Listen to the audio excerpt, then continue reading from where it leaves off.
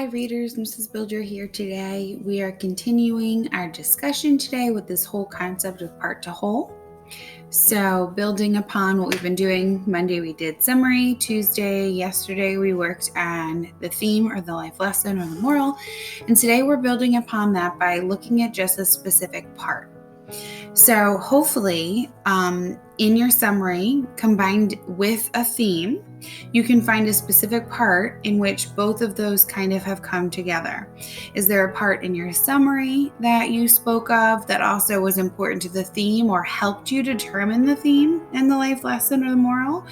And if that's the case, then that's the part we kind of want to look at and analyze today. So today I want to remind you that readers analyze authors' craft as they read.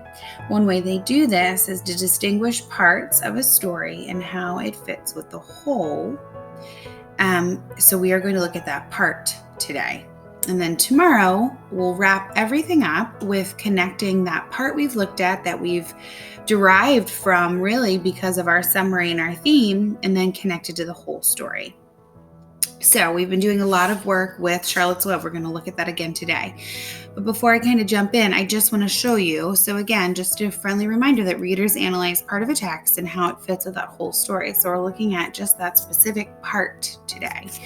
So to do this, here's one way we can do this. We can say what happened before and after the part. So before, kind of that beginning, middle, and end, and say how the part fits with the problem and the solution.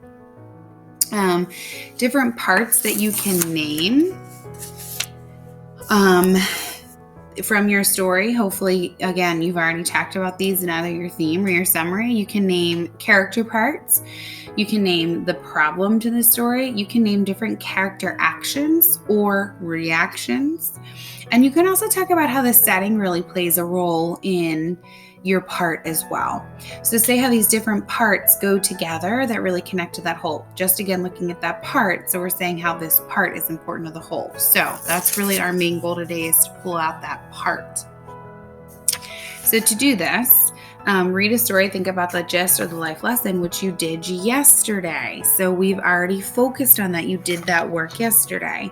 Name an important part of the story. So that's what we're looking at today, naming that important part. Tomorrow, we're going to see how that part fits with the whole story.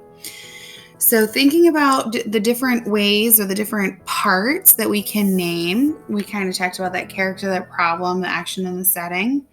The parts that I picked out from Charlotte's Web, you'll see kind of encompass a few things, but it is a specific part or the same action taking place across multiple different times in the book, but it's all the same action that coincides with the same character and coincides with the same problem.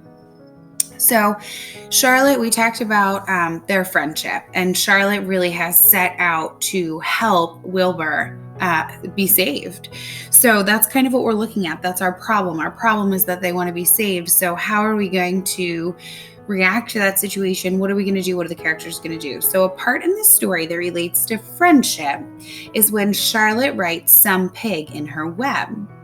This shows her devotion to her friendship with Wilbur. She continues to work to save him by writing terrific, radiant, and finally humble.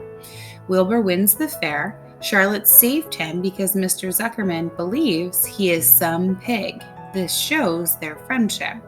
So it wasn't a specific part, but it was a specific action that dealt with the characters that is a part of the whole story that I can then connect to the whole story tomorrow. So I make that kind of connection to that friendship, which we talked about in our theme and in our summary. So I've kind of pulled both of those pieces in. I still have this text evidence, right? So this is what she does. She also then continues to save him by writing these things in there. So there's that text evidence as well. So if I look at the different parts that I can hit, so the character, problem, action, and setting, well, I've hit the characters, Charlotte and Wilbur, right? Their actions, her actions are doing just that. She writes in her web. So it's her actions, her reaction, her solution to the problem to save Wilbur so he doesn't get sent to the slaughter. So I've done quite a few pieces. I've pulled out quite a few pieces or quite a few parts to kind of help us understand the whole story. So today you're going to continue this work as well with Stellaluna. If you need to, you can listen to it again. It's linked to your assignment. And what I want you to do, either again, start fresh, okay? Just take a step back, listen to the story again and say, okay, I think a part in the story that relates to the whole book or helped me to understand the whole book is the text evidence is. So you could do that, or you could really think about the summary as well as your theme and life lesson that you developed for Stellaluna and say, okay, there is a commonality between my summary and my theme. Here's the text evidence that I pulled out for both of those pieces. This must be an important part to the book. Even if I'm not quite sure what that is yet, it has to be important. So that's one way you could look at it too. You might not necessarily understand why that part fits to the whole yet because you haven't found the part.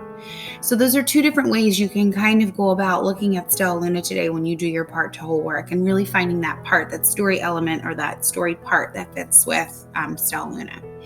So today and every day, readers, to be successful, I want to remind you that readers continuously are analyzing authors' craft as they read. And one way that they do this is finding those important parts or distinguishing those important parts of its story and to help us see how it fits with the whole. So keep that in mind when you're doing your work today. Enjoy working with Stellaluna again, and good luck finding those parts of the story. Readers, off you go.